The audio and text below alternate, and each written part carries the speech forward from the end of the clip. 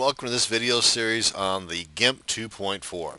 Now in this video I'm going to be introducing you to the Paths tool, otherwise known as the Bezier tool. Now whenever you click on this, you can see down here under the Paths tool dialog that there's really not a whole lot of additional functions to this particular tool. That being said, this actually allows you to draw some pretty complex figures on your palette with a fair amount of control. Now basically all we've got here is design, which is the default. This is what pops up. You've also got edit, move, and the polygonal. Now whenever you've got this box ticked, this basically restricts your editing to just straight lines or polygons, which really limits you a great deal. So I'm going to untick that. I'm going to open up a new palette here. That's a pretty good size. I'm going to put this palette between our two docks. Now I wanted to point out over here too, I've got three different dialogues on this docking station here.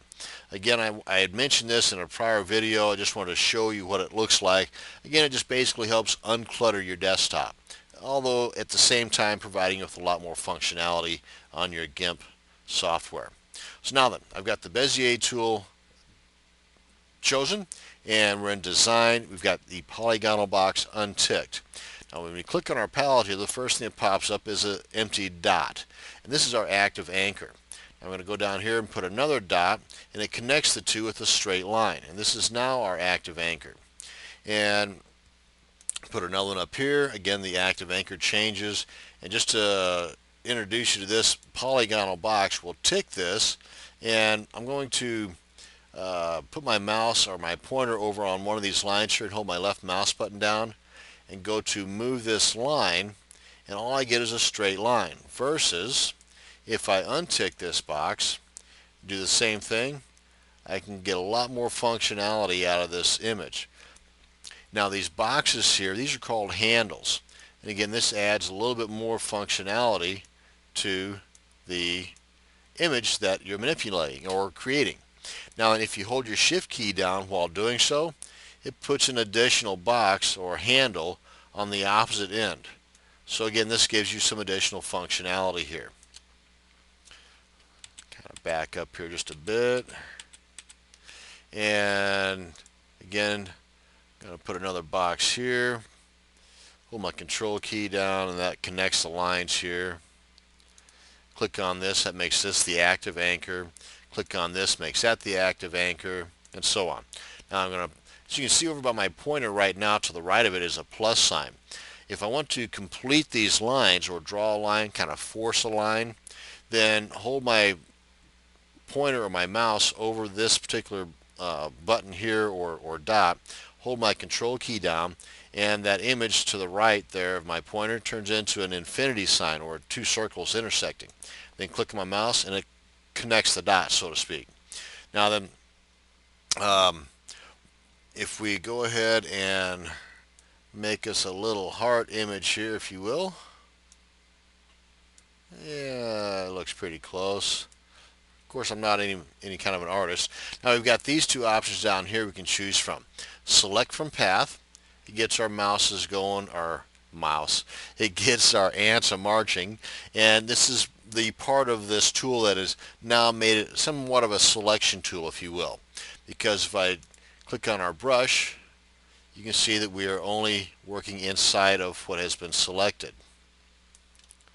Control Z that, and get back to our Bezier tool. Let's go and clear up our palette and do this again. So I want to also show you the stroke path as well. Get our heart action going here. Now we'll do the stroke path, and this pops up. Now we can choose the stroke style. Now what the stroke does is, instead of it putting the marching ants in there, it gives us a solid line. Now we've got a couple of choices here. We can go with a solid color, which is the foreground color that is here, and we can change this, by the way, by me having this dialog here. Let's go with blue. You can see it changed it to blue. Or we can go with the pattern. Now I've got the patterns down here. Of course we can change the patterns here as well. But let's go with the solid color. And you can change the depth or the width of the line here, or the solid color right here. Go more if you want it thicker or less totally up to you. Of course, play around with this too. But let's go, and then you click on stroke, and then you have your solid color. Now then, if you want to make this selected, then you can either right click on your palette and you get this here, same options as available to you at this toolbar. Go to select from path, and it gets your marching ants going there. And then you bring up your brush. Let's go back to our red color here and finish our little Valentine's Day heart. Oh, ain't he sweet? And there you have it, folks. Now, that's just a quick introduction to the Bezier tool and how you can do some pretty nifty little drawing or image manipulation using your Paths tool, otherwise known as Bezier tool. Hope you learned something. Hope you're able to put this to some use in some future image creations of your own.